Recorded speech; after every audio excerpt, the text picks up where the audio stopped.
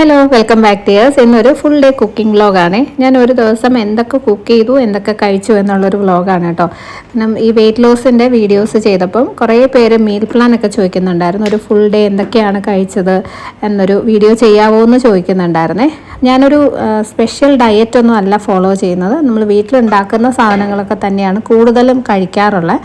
ഒരു തരത്തിൽ intermediate fasting എന്ന് പറയാം, പക്ഷേ എപ്പോഴും കൃത്യമായിട്ട് അത് ഫോളോ ചെയ്യാനും പറ്റാറില്ല. എന്നാലും മാക്സിമം ആ ഒരു ലിമിറ്റഡ് സമയത്തിനുള്ളിൽ ഫുഡ് കഴിക്കാനായിട്ട് ശ്രദ്ധിക്കാറുണ്ട്. അതുതന്നെയാണ് വെയിറ്റ് ലോസിന് എന്നെ ഹെൽപ്പ് ചെയ്തിട്ടുള്ളതും. ഫുഡ് കൂടുതലും നമ്മൾ സാധാരണയായിട്ട് വീട്ടിലുണ്ടാക്കുന്നതൊക്കെ തന്നെയാണ് കഴിക്കുന്നത്. ഞാൻ ഈ ബ്രേക്ക്ഫാസ്റ്റിൻ്റെയും ഡിന്നർ സൂപ്പ് റെസിപ്പീസൊക്കെ ഇട്ടിട്ടുണ്ടല്ലോ, എല്ലാ ദിവസവും അത് മാത്രമല്ല ഞാൻ കഴിക്കുന്നത്. ആഴ്ചയിൽ ഒരു 2-3 ദിവസം അത് കഴിക്കും, കാരണം ഹെൽത്തി ആയതുകൊണ്ട്. ഇപ്പോൾ സൂപ്പിലായാലും ഒത്തിരി വെജിറ്റബിൾസൊക്കെ നമ്മൾ ചേർക്കും. അതുപോലെ ബ്രേക്ക്ഫാസ്റ്റിന് ഓട്സ്, റാഗി എന്നൊക്കെ പറയുന്നത് വളരെ ഹെൽത്തി ആയിട്ടുള്ള സാധനങ്ങൾ. അപ്പോൾ അത് ഡയറ്റിൽ ഇൻക്ലൂഡ് ചെയ്യാൻ വേണ്ടിയിട്ട് ആഴ്ചയിൽ 3 ദിവസമൊക്കെ സൂപ്പോ ബ്രേക്ക്ഫാസ്റ്റിന് അതൊക്കെയാണ് കഴിക്കാറുള്ളത്. അല്ലാത്ത ദിവസങ്ങളിലൊക്കെ നമ്മൾ സാധാരണ വീട്ടിലുണ്ടാക്കുന്ന ഫുഡ് തന്നെയാണ് ഓപ്റ്റ് ചെയ്യുന്നത് കേട്ടോ. കാരണം ഇതൊക്കെ നമ്മൾ കംപ്ലീറ്റ് ആയിട്ട് ഒഴിവാക്കി ഡയറ്റ് ഫുഡ് മാത്രം കഴിച്ച് വെയിറ്റ് കുറച്ച് കഴിഞ്ഞാൽ നമ്മുടെ ആ ഒരു വെയിറ്റ് ലോസ് കഴിയുമ്പോൾ, ഇപ്പോൾ ഒരു 10 കിലോ കുറയ്ക്കണമെന്ന് വിചാരിച്ചു, 10 കിലോ കുറച്ച് കഴിയുമ്പോൾ നമുക്ക് എന്തായാലും എപ്പോഴെങ്കിലും വീട്ടിലുണ്ടാക്കുന്ന സാധാ ഫുഡ് കഴിച്ചല്ലേ പറ്റുള്ളൂ. അപ്പോൾ അത് നമുക്ക് ശരിയാവത്തില്ല. വീണ്ടും ഈ പോയ വെയിറ്റൊക്കെ തിരിച്ചു വരും. അതിലും നല്ലത് സാധാരണ ഫുഡ് കഴിച്ച് വെയിറ്റ് കുറച്ച് കഴിഞ്ഞാൽ നമുക്ക് എപ്പോഴും അങ്ങനെ സസ്റ്റെയിൻ ചെയ്ത് പോകാൻ പറ്റും.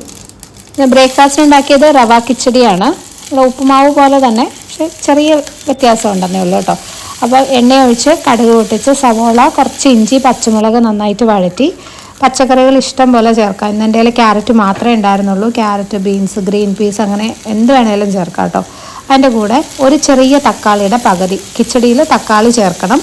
അതും കൂടി ഇട്ട് നന്നായിട്ടൊന്ന് വഴറ്റിയതിന് ശേഷം 3 കപ്പ് വെള്ളം ഒഴിക്കാം. 1 കപ്പ് റവയ്ക്ക് 3 കപ്പ് വെള്ളം, അതാണ് കണക്ക് കേട്ടോ. ഉപ്മാവിനേക്കാളും റവ കിച്ചടി കുറച്ചിങ്ങനെ കുഴഞ്ഞിരിക്കും, അപ്പോൾ അതുകൊണ്ട് വെള്ളം കൂടുതൽ വേണം. ഇതിനകത്തേക്ക് കുറച്ച് മല്ലിയിലയും കൂടി ഇട്ടിട്ട് ആവശ്യത്തിന് ഉപ്പും ഇട്ട് നന്നായിട്ടൊന്ന് തിളച്ച് വരുമ്പോഴേക്കും ആ വെജിറ്റബിൾസൊക്കെ വെന്തിട്ടുണ്ടാവും. റവ ഹെൽത്തിയാണ് കേട്ടോ. നമുക്ക് വെയിറ്റ് ലോസ് ചെയ്യുന്ന സമയത്ത് ഈ ഒരു റവ കിച്ചടി നിങ്ങൾക്ക് ഡിന്നറിന് വേണമെങ്കിലും കഴിക്കാവുന്നതാണേ.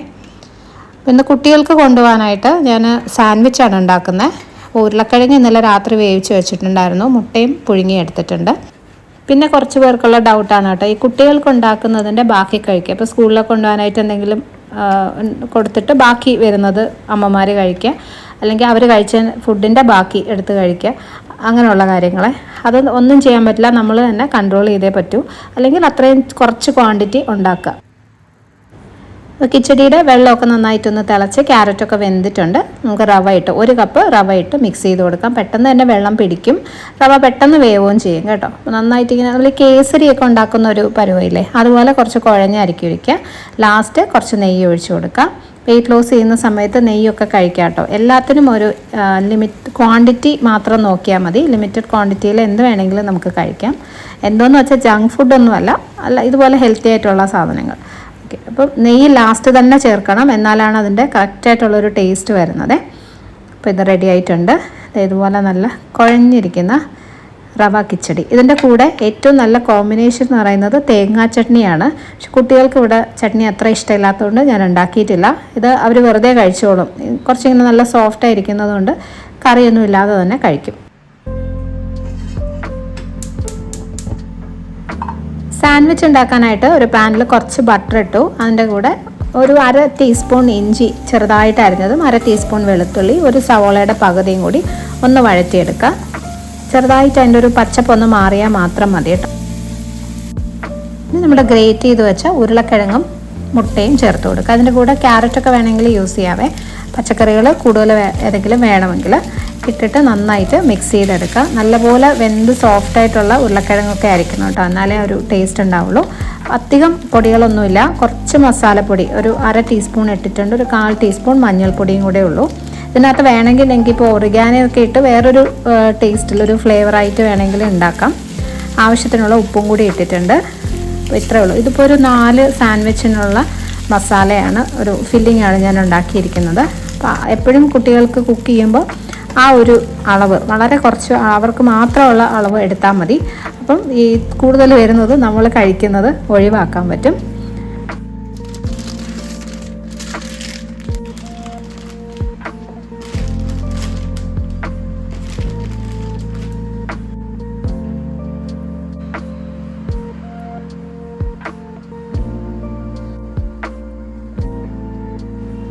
കുറച്ച് കെച്ചപ്പ് ഒഴിക്കുന്നുണ്ട് കേട്ടോ. ഇഷ്ടമുണ്ടെങ്കിൽ മതി. കെച്ചപ്പ് ചെറിയൊരു പുളി വരുമ്പോൾ നല്ലൊരു ടേസ്റ്റാണ്. വേണമെങ്കിൽ കുറച്ച് ചീസും കൂടി ഗ്രേറ്റ് ചെയ്ത് ഇട്ട് കൊടുക്കാം. അപ്പോൾ ഞാനിതെൻ്റെ സ്റ്റൗ ടോപ്പ് സാൻഡ്വിച്ച് മേക്കറിൽ വെച്ചിട്ട് ടോസ്റ്റ് ചെയ്തെടുക്കാൻ പോകട്ടോ. ഇത് എനിക്ക് ഒത്തിരി യൂസ്ഫുൾ ആയിട്ടുള്ളൊരു പ്രോഡക്റ്റ് ആയിരുന്നു. ഞാനിതിൻ്റെ റിവ്യൂ ചെയ്തിട്ടുണ്ട്. കുറച്ച് ആമസോണിൽ നിന്ന് വാങ്ങിച്ചതാണേ. നല്ല റീസണബിൾ ആയിട്ടുള്ളൊരു റേറ്റുമാണ്. പെട്ടെന്ന് നമുക്ക് സാൻഡ്വിച്ച് ഉണ്ടാക്കാൻ പറ്റും. എനിക്കൊരു ഇലക്ട്രിക് സാൻഡ്വിച്ച് മേക്കറിനേക്കാളും ഒക്കെ ഇഷ്ടമായതാട്ടോ. എൻ്റെ ഒരു പ്രത്യേകത എന്താണെന്ന് വെച്ചാൽ 4 സൈഡും നല്ല സീൽഡ് ആയിരിക്കും ഒരു സാൻഡ്വിച്ചിൻ്റെ. ഇലക്ട്രിക് സാൻഡ്വിച്ച് മേക്കറിൽ അങ്ങനെ കിട്ടാറില്ല. ഇത് കണ്ടോ, ഇതുപോലെ നല്ല സീൽഡ് ആയിട്ടായിരിക്കുന്നത്. അപ്പോൾ ഇത് കുട്ടികൾ കഴിക്കുന്ന സമയത്ത് ഫില്ലിംഗ് ഒന്നും ഇങ്ങനെ ഒത്തിരി പുറത്തേക്കൊന്നും വരത്തില്ല. വളരെ യൂസ്ഫുൾ ആയിട്ടുള്ളൊരു പ്രോഡക്റ്റാണ് കേട്ടോ.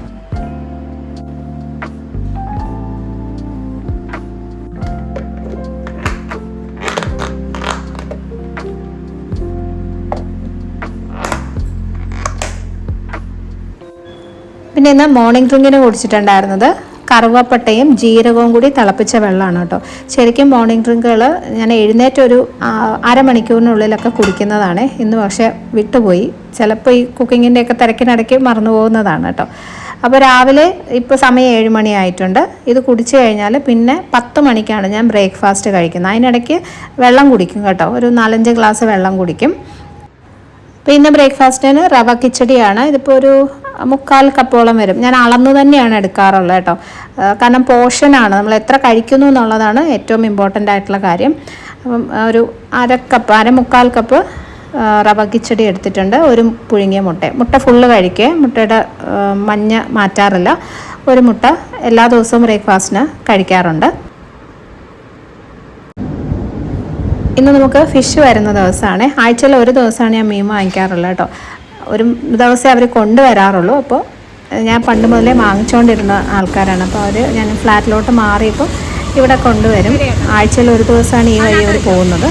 അപ്പോൾ അന്നൊരു അടുത്ത 4-5 ദിവസത്തേക്കുള്ള ഫിഷ് ഞാൻ ഒരുമിച്ച് വാങ്ങി വെക്കുകയാണ് ചെയ്യാറുള്ളത്. എനിക്ക് എല്ലാ ആഴ്ചയും ആവശ്യമുള്ളൊരു ഫിഷ് ചെമ്മീനാണ് കേട്ടോ. കാരണം കുട്ടികൾക്ക് സ്കൂളിൽ കൊണ്ടുപോകാൻ ഞാൻ മീനായിട്ട് ചെമ്മീൻ മാത്രമേ കൊടുക്കാറുള്ളൂ. കാരണം അതിന് അധികം സ്മെല്ലുണ്ടാകത്തില്ലല്ലോ. വേറെ ഫിഷൊന്നും സ്കൂളിൽ കൊണ്ടുപോകാനായിട്ട് കൊടുക്കാറില്ല. അപ്പോൾ അതുകൊണ്ട് എനിക്ക് ചെമ്മീൻ എല്ലാ ആഴ്ചയും ആവശ്യമുണ്ട്. ഇവരുടെ കയ്യിൽ എപ്പോഴും അത് ഉണ്ടാവാറുണ്ട് കേട്ടോ. അതുകൊണ്ടാണ് മെയിനായിട്ടും ആരുടെ നിന്ന് തന്നെ മേടിക്കുന്നത്. പിന്നെ നല്ല കട്ട് ചെയ്ത് ക്ലീൻ ചെയ്ത ഫിഷായിരിക്കും. നമ്മളൊന്നും കൂടി നല്ലപോലെ കഴുകി ഫ്രീസറിൽ വെച്ചാൽ മതി. നല്ല ഫിഷുമാണ് കേട്ടോ. ഞാനൊരു 3-4 വർഷമായിട്ട് ഇവരുടെ നിന്ന് തന്നെയാണ് മേടിക്കുന്നത്. ഇതുവരെയും ഒരു കംപ്ലൈൻറ്റും വന്നിട്ടില്ല. അപ്പോൾ ഇതുപോലെ ചെറിയ ചെറിയ പാത്രങ്ങളിൽ ഫിഷ് ഇങ്ങനെ സെപ്പറേറ്റ് ചെയ്ത് വെക്കും.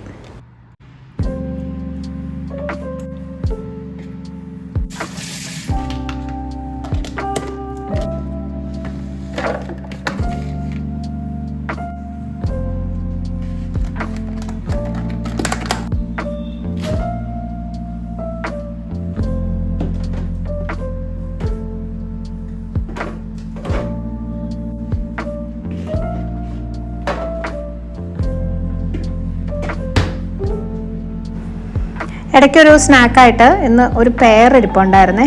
എനിക്കിത് വലിയ ഇഷ്ടമുള്ള സാധനമല്ല, വലിയ വിശപ്പും ഇല്ലായിരുന്നു. പക്ഷേ ഫ്രൂട്ട് ഇടയ്ക്കൊരു സ്നാക്ക് എന്തെങ്കിലും കഴിക്കുന്നത് നല്ലതായതുകൊണ്ട് ഞാൻ അതിൻ്റെ ഒരു പകുതി ഇതുപോലെ ഒരു 2 കഷ്ണം കഴിച്ചു കേട്ടോ. വലിയ ടേസ്റ്റൊന്നും ഉണ്ടായിരുന്നില്ല, എന്നാലും കഴിച്ചു.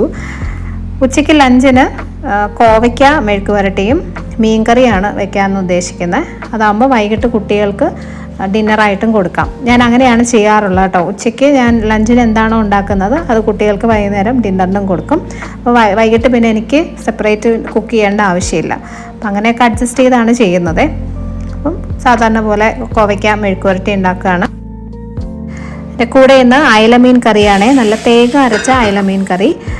തേങ്ങ അരച്ച കറികൾ ഞങ്ങളുടെ വീട്ടിലൊരു സ്ഥിരം ഐറ്റമാണ്. എപ്പോഴും നമ്മൾ ഉണ്ടാക്കുന്നതാണ്. ഈ ഡയറ്റ് ചെയ്ത സമയത്തൊക്കെ ഞാൻ ഇത് തന്നെയാണ് കഴിച്ചിട്ടുള്ളത് കേട്ടോ. കാരണം പലർക്കും ഈ തേങ്ങ കഴിക്കാൻ പാടില്ല കോക്കനട്ട് മിൽക്കായാലും കോക്കനട്ട് ആയാലും ഒഴിവാക്കണം എന്ന് പറയുന്നത് ഞാൻ കേട്ടിട്ടുണ്ട്. അപ്പോൾ അതുകൊണ്ടാണ് ഞാൻ അത് എടുത്തു പറയുന്നത്. തേങ്ങ അരച്ച കറികൾ തന്നെയാണ് ഞാൻ മിക്കവാറും കഴിക്കാറുള്ളത്. അപ്പോൾ ഇതാണ് ഇന്നത്തെ എൻ്റെ ലഞ്ച്. നിറയെ കോവയ്ക്ക എടുത്തിട്ടുണ്ട്. ഈ ഒരു ബൗളിൽ ഒരു ബൗള് ചോറാണ് ഞാൻ കഴിക്കുന്നത്. ഒരു കപ്പ് വരും. അതിൻ്റെ കൂടെ ഫിഷ് കറി, 2-3 കഷ്ണം ഫിഷ് എടുക്കാം കേട്ടോ. കറിയാണെങ്കിൽ ഫ്രൈ ചെയ്തത് മാക്സിമം കുറയ്ക്കുന്നത് തന്നെയാണ് നല്ലത്. ആ ഫിഷിൻ്റെ കറിയും ഞാൻ അത്യാവശ്യം നന്നായിട്ട് തന്നെ എടുക്കാറുണ്ട് കേട്ടോ. എപ്പോഴും ചോറിനേക്കാളും കൂടുതൽ പച്ചക്കറി എടുക്കാൻ നോക്കുക കേട്ടോ. അപ്പോൾ നമുക്ക് പെട്ടെന്ന് വയറ് നിറയുകയും ചെയ്യും, ആ ചോറിൻ്റെ അളവ് കുറയ്ക്കാനും പറ്റും. ഊണൊക്കെ കഴിച്ചു കഴിഞ്ഞപ്പോഴേ ഇന്ന് എനിക്ക് നന്നായിട്ട് മധുരം കഴിക്കാൻ തോന്നി കേട്ടോ. ഇപ്പോൾ ഈ ഒരു ഷുഗർ ക്രേവിങ്സ് കുറവാണ്. ആദ്യം നമ്മൾ ഡയറ്റ് സ്റ്റാർട്ട് ചെയ്യുന്ന സമയത്ത് എപ്പോഴും എന്തെങ്കിലും മധുരം ഇങ്ങനെ കഴിക്കാൻ തോന്നുമായിരുന്നു. ഇപ്പോൾ പക്ഷേ വല്ലപ്പോഴേ ഉള്ളൂ കേട്ടോ ഇങ്ങനത്തെ ക്രേവിങ്സൊക്കെ. എൻ്റെ കയ്യിൽ ഡേറ്റ്സും അതുപോലെ ചെറുപഴം ഒന്നും ഇല്ലായിരുന്നു. അല്ലെങ്കിൽ അതെന്തെങ്കിലും കഴിച്ചു കഴിഞ്ഞാൽ ആ ഒരു ക്രേവിങ്സ് അങ്ങ് മാറും. അതുകൊണ്ട് ഞാനൊരു ചെറിയ പീസ് കപ്പലണ്ടി മിഠായി കഴിച്ചു. ഒരു കുഞ്ഞു പീസ് കഴിക്കുമ്പോൾ അതങ്ങ് മാറിക്കോളും. ഇപ്പോൾ സമയം 5 മണിയായിട്ടുണ്ട്. ഞാൻ എൻ്റെ ഡിന്നർ ഉണ്ടാക്കാൻ പോകണം കേട്ടോ. മധുരക്കിഴങ്ങാണ് ഇന്ന് ഡിന്നറിന്. അപ്പോൾ ഇന്നത്തെ ദിവസം ഞാൻ എനിക്കായിട്ട് കുക്ക് ചെയ്തത് ഈ ഒരു മധുരക്കിഴങ്ങ് മാത്രമാണ്. ബാക്കിയെല്ലാം വീട്ടിലുള്ളവർക്ക് ഉണ്ടാക്കിയ സാധനങ്ങളൊക്കെ തന്നെയാണ് ഞാൻ കഴിച്ചത്. അപ്പം ഇതിപ്പോൾ ഇത്രയും എനിക്കുള്ളതല്ല കേട്ടോ, ഇത് കുട്ടികളും കഴിക്കും. അപ്പം അതിനകത്ത് കുറച്ച് ഉപ്പിട്ടിട്ട് മധുരക്കിഴങ്ങ് തൊലിയോട് കൂടി തന്നെ വേവിക്കണേ, വെള്ളത്തിലിടരുത്. ഇതുപോലെ ആവി കയറ്റി വേവിച്ചെടുക്കണം. മധുരക്കിഴങ്ങ് വെയിറ്റ് ലോസ് ചെയ്യുന്ന സമയത്ത് നല്ലൊരു ഓപ്ഷനാണ്, നല്ല ഹെൽത്തിയാണ്. അപ്പോൾ ഇതുപോലെ ഒരു 4 പീസ് മധുരക്കിഴങ്ങും ഉച്ചക്കലത്തെ മീൻകറിയുടെ 2 പീസും ആണ് ഞാനിന്ന് കഴിച്ചത് കേട്ടോ. വൈകുന്നേരം 5:30 ആകുമ്പം ഞാൻ എൻ്റെ ഡിന്നർ നിർത്തും. അത് കഴിഞ്ഞാൽ പിന്നെ വെള്ളം മാത്രമേ കുടിക്കുള്ളൂ. രാത്രി കിടക്കുന്നതിന് ഒരു 1 മണിക്കൂർ മുന്നേ ഞാനിന്ന് ഇഞ്ചിയും ജീരകവും കൂടി ഇട്ട വെള്ളവും കൂടി കുടിച്ചിട്ടുണ്ടായിരുന്നു കേട്ടോ. ചില ദിവസങ്ങളിലേ നമുക്ക് എന്തെങ്കിലും കഴിക്കാൻ ഒരു ക്രേവിങ്സ് തോന്നും രാത്രിയാകുമ്പോൾ. അപ്പോൾ ഇതുപോലൊരു ഇഞ്ചി തിളപ്പിച്ച വെള്ളം ഒരു ഗ്ലാസ് കുടിക്കുകയാണെങ്കിൽ അതങ്ങ് മാറിക്കോളും. പിന്നെ ഇത് നല്ല ഡൈജഷനും ഒക്കെ നല്ലതാണ് കേട്ടോ.